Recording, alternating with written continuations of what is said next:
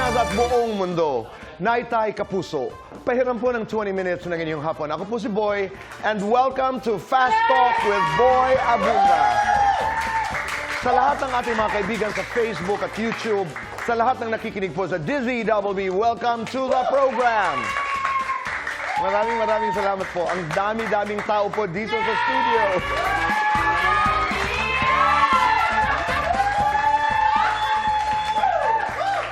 Exciting po ang ating guest dahil she's one of the most talented and she's one of the prettiest girls in show business. She was the ultimate female survivor of Starstruck Season 7. Palakpakan po natin. At siya po ang bagong afternoon prime princess. Naitay Kapuso, please welcome Shane Sava.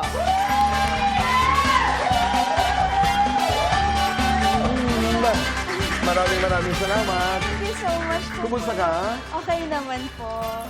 Looking so good. Thank you, Tito Boy. Ready for Mommy Dearest? Yes! Marunong ka sumayaw? Marunong naman po, Talaga? Tito Boy. Siyempre, starstruck to, Tito Boy. Oo nga naman. Ba't ko nakalimutan yon? Kung merong step ng sayaw ngayon na maglalarawan ng iyong buhay, ano yon? Shane? Siguro ganun, Tito Boy. Bakit ganon? Kasi feeling ko my life was a roller coaster. So, kaya parang spiral. Okay. Pero dapat bumalik. Pagbaba, taas ka Pataas ulit. naman. Yun. Kasi kailangan, pag nadapa ka, aangat ka agad. Di ba? Pero gustong-gusto ko yung line na yon. Marunong ka sumayaw? Tito Boy naman, starstruck ako. Ganda nun. But since we talked about starstruck, take me back, Shane, noong panahon na nag-audition ka. Nung nag-audition po ako, grabe yung kaba ko, Tito Boy. Saan ka galing? Bahay? Binangonan po. Binangonan, okay. Tapos, lagi lang kami nag-FX. Yung may mga kasamang iba? Opo, ng lola ko. So, kunyari po, like, 8 a.m. yung call time. Around 5 a.m., aalis na kami. Kasi mag-iintay pa kami ng FX. Laging punuan. So, pagbaba po namin, pag sumakay po kami FX, bababa kami para mag-train. Tapos, Ikaw at ang lola? I remember, Tito Boy, ang tanging talent ko lang nun was singing. Kasi hindi po talaga ako marunong sumayaw nun. Tapos, wala po akong kahit na anong alam sa pag-arte. Kasi never po ako naging extra. Parang first time ko po talaga yung sa Starstruck. Hindi mo pa alam noon Opo, na meron. noon. Ang alam mo lang ay kumanta. Kumanta. Yun lang po talaga yung baon ko nun, Tito Boy. Lakas ng loob lang yung Galing naman. yung baon ko Oo, nun. matatag na baon yan, yung lakas ng Opo. loob. Pero may dala-dala kang ukulele. Ukulele, opo. And then you sang. Apo. Balikan nga natin kung ano yung kinanta mo. Sige nga. Eto, Tito Boy. Sige. Wise men say only fools rush in,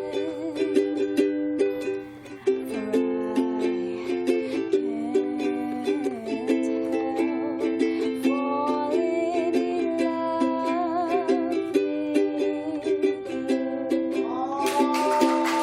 can't help falling in love Hindi namin malilimutan na one of the judges of that particular evening was the great actress Yes, Sherry Miss Hill. Sherry Hill. And then you had a chance to do a scene with Sherry. Ano ang naalala mo? Wow. Alam mo po, hindi ko po makakalimutan si Miss Sherry kasi siya po yung isa sa nag-hone sa akin as an actress. I remember, Tito Boy, sa Legal Wives. Kung saan kayo nagkasama? Opo, kung saan po Oo. kami nagkasama. Lagi niya po akong binibigyan ng advice. Kasi si Miss Sherry, parang kapag nakita niyo po siya, parang matatakot ka. Pero once you know her, sobrang bait niya po talaga, Tito Boy. Ano yung payo na hindi mo malilimutan? Ano yung piece of advice? I remember, Tito Boy, sabi niya sa akin, always know your cameras, always know kung nasan yung mga yung mga ilaw, tapos lagi mo dapat i-support yung mga ano mo, yung mga ka-eksena mo. So, tumatak po talaga yun sa isip ko, Tito Boy. Tapos, lagi niya akong sinasabihan na dapat marunong ka makisama. Alam mo ba na paborito ka ni Heart Evangelista? Hindi po, Tito Boy. Hindi mo alam? Opo, hindi ko po Oo, wala alam. kang napapansin na parang, si Miss Heart parang, paborito ako. Kailan mo nalaman? Nung bandang dulo na po, Tito Boy, nung parang, sinasabi nila sa akin, parang paborito ka ni Heart. Pero hindi po ako naniniwala kasi ayoko pong pumasok yun sa utak ko. Kasi baka mamaya pag inisip ko yun, ay, maging chill lang ako, ganyan. Pero ayun po, after nun, parang kinilig po ako. Isa pa sa mga nakasama mo ay ang naging mentor mo. Narito, may isa tayong nais bumati at magbigay pugay sa iyo. Panoorin po natin ito. Wow. Hi Shane! Congratulations sa bago mong show. Mommy Dearest, kung saan kasama mo ako. Gusto kong sabihin sa'yo na masaya ako na nakatrabaho kita. At syempre, as mentor mo ng Starstruck, sobrang proud ako sa'yo dahil nakita ko yung dedikasyon mo sa trabaho mo, yung pagmamahal mo sa trabaho mo. Tuloy-tuloy mo lang yun, alam kong malayo pa yung mararating mo. I love you! Love you too, ate. How was it? How was it working and Alam, being mentored? Go ahead. Anong nais mong sabihin kay Katrina? Thank you, ate. Si Ate Kat kasi mapang-asar talaga yan. So, tsaka mapagmahal siya. So, naiiyak lang ako kasi there are a lot of people po pala na naniniwala sa... naiiyak ako. At isa dun sa mga naniniwala sa Katrina. Opo. So, wala lang. Ang sarap po sa pakiramdam na may mga tao pong naniniwala sa kakayahan ko. Tsaka nagmamahal po sa akin ng totoo. Shane, kung maraming taong naniniwala sa iyo, katulad ni Katrina Halili, marami din bang hindi naniniwala at hindi naniwala sa iyo? Opo, Tito Boy. Naririnig mo? Madami. Ano mga sinasabi nila? Like parang, ayan, si Shane, hanggang dyan lang yan. Di yan marunong umarte. Yung mga ganong bagay, yung, wala yan, starlet lang yan, ganyan. So parang, there are a lot of negative things. Nakuha namin yung application form sa Starstruck ni Shane. Narito, Shane, tingnan mo. Nandyan din. Hindi ko na po matandaan kung ano pinagsusulat. Hindi, puntahan natin yung tanong kung bakit gusto mong mag-artista. Nasa likod yata. Pakibasa, bakit mo, di ba may tanong? Anong tanong, Shane? Bakit mo gustong mag-artista? At ang sagot mo? Simula bata po ako, gusto ko nang maging artista at isang kilalang singer. Pero po hindi ako mabigyan ng chance o makakuha po ng chance dahil sa aking pag-aaral. Gusto ko rin po maging proud sa akin ng family ko. Single parent na lang po kasi yung mother ko at gusto ko po siyang matulungan. Aww. Let's go to, Mommy Dearest. You're the lead star of the serye. Opo. Ano ang pakiramdam? Actually, Tito Boy, kapag naiisip ko pa din na parang nagbibida po ako sa isang teleserye, parang hindi pa din po ako makapaniwala. Hindi nagsisink in, no? Opo. Parang, wow, ang layo mo na. Parang ganun po yung lagi kong malayo, yun nga po yung lagi nila sinasabi, malayo na pero malayo pa. Malayo na, pero malayo pa. Kasi ang layo na ng narating ko, pero madami pa akong kailangang pagdaanan. Parang ganun, Tito Boy. So parang every time na sinasabi nila yun sa akin, sobra akong natutuwa na shocks. At saka grateful, Opo, di ba? Sabi mo sa akin kanina, natutuwa. salamat, di ba? Opo. Bahagya lamang. Bigyan mo kami ng ideya kung ano ba ang Mommy Dearest. Ang Mommy Dearest po, isa po itong kwento ng dalawang mapagmahal na ina. Pero magkaiba po sila kung paano sila magmahal. So, yung isa, very obsessive type. Meron po siyang sakit na Munchausen syndrome. So, ginagawa niya ng sakit yung anak niya. Samantalang isang ina ay... Ayun naman po, siya naman po yung mapagmahal na ina na gagawin lahat para sa anak niya na kahit na siya yung masaktan, yung parang very selfless naman po siya. Kasi yung isa, selfish. Yung isa naman po, selfless. Ayun po yung right term. Ang ganda nun, selfless at saka Isang selfish. selfish. And that's exactly what we're gonna do. Dahil ngayon, gagawa tayo ng eksena dito sa Fast Talk. Kasi parati nilang sinasabi, sige nga kung kaya nila Chang Susan ang mga eksena. I will play the selfish. Si Chang Susan will play the selfless. Okay po. Ikaw, ang anak namin, magpapaalam ka dahil meron kayong lakad ng iyong kaibigan na ang suspetsa ko ay hindi naman talagang makikipag-date ka. Tingnan natin kung saan mapupunta. Chang Okay Susan? po, sige, go. Sige nga. Starstruck girl to, di ba? Ultimate female survivor. 5, 4, 3, 2, action!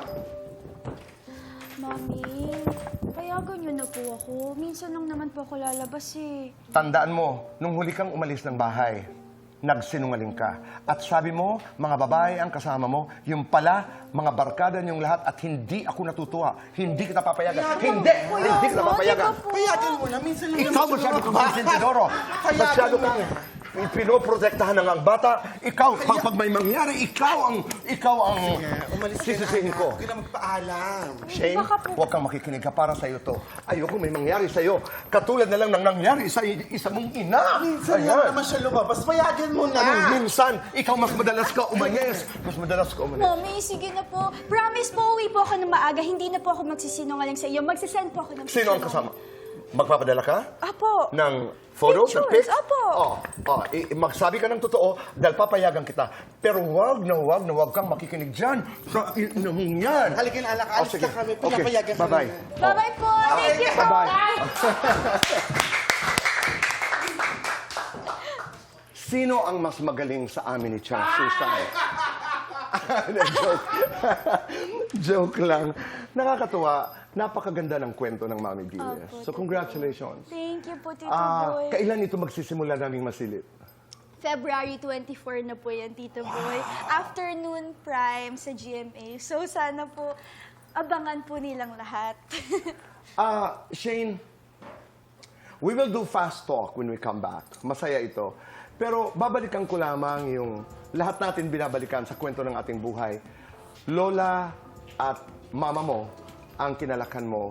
And during that time, your father was not with you. Yes, ako. Ano ang pagkakaiba ng pagmamahal na naranasan mo sa lola mo at pagmamahal na naranasan mo sa iyong ina? That would be interesting. And yung pagiging single mom ng mami mo noon, paano yan nag-impact sa iyo? As a person, as an actor, naging ano ka? Dahil pinalaki ka ng nanay mo at ng isa pang babae ang iyong lola. Ang mga kasagutan po sa pagbabalik ng Fast Talk with Boy Abunda.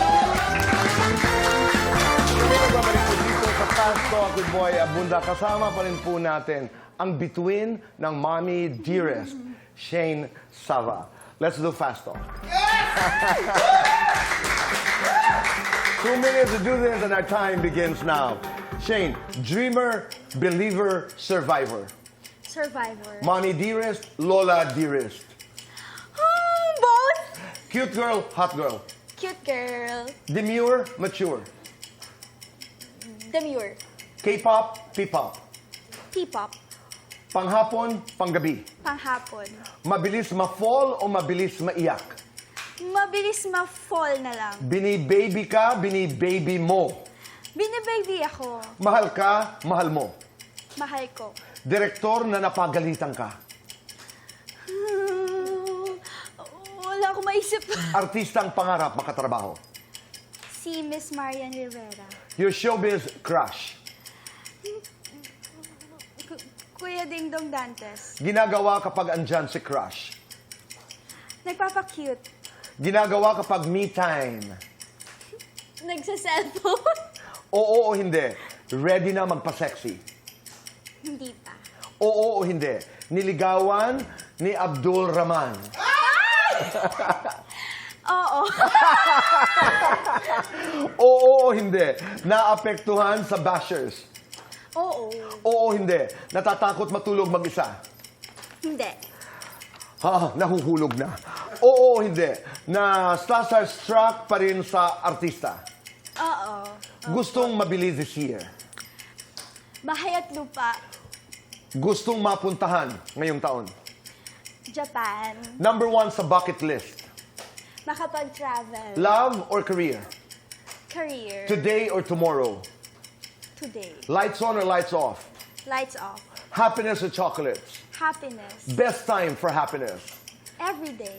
Sabihin ito sa sarili. Dear Shane. Dear Shane, mahal kita. Oh. Lola at Mama, paano ang pagkakaiba, pagkakapareho sa ngalan ng pagmamahal? How similar or how different are Lola and Mama in showing their love for you? Si Lola Mama po, very strict siya. Siya yung stricto po talaga na, dapat gantong oras ka uuwi. O dapat asan na ba si Shane? Di pa umuwi yan. Bakit late na? Ganyan. Siya po talaga yung growing up, kasi sa kanya din po ako halos lumaki. Siya po yung very strict, very, yung nag-aano po sa amin, didisiplina. Opo. Si Mama po kasi yung go with the flow lang.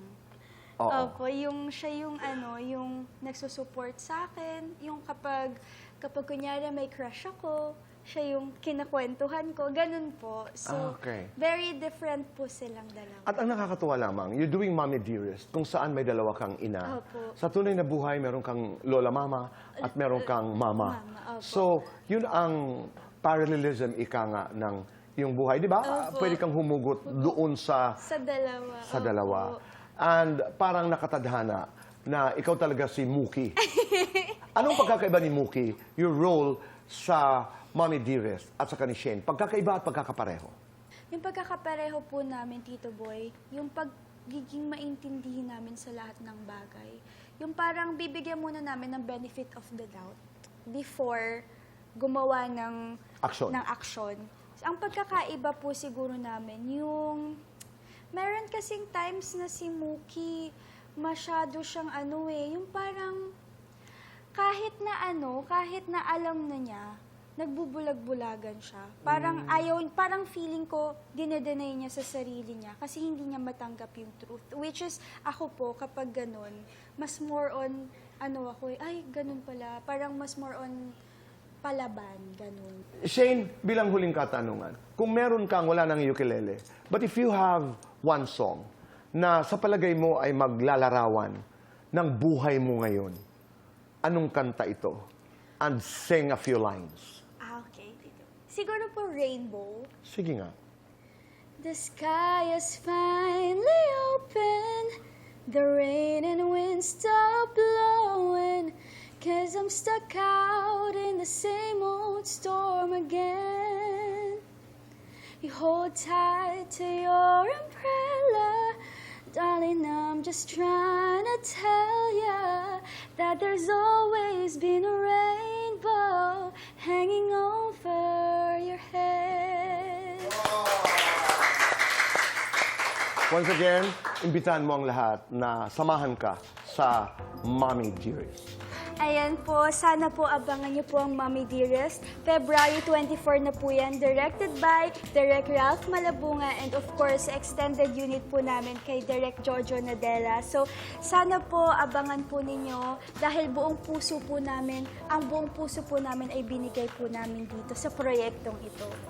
Maraming Thank you so much, Tito. Thank you very much, Shane. Salamat Mabuhay ka. po. All the best. God bless you. Thank you, Tito Boy. Naitay, Kapuso, maraming salamat po sa inyong pagpapatuloy sa amin, sa inyong mga tahanan at puso araw-araw. Say thank you. Make your nanay proud. And be kind. Do one good thing a day and make this world a better place. Goodbye for now, and God bless.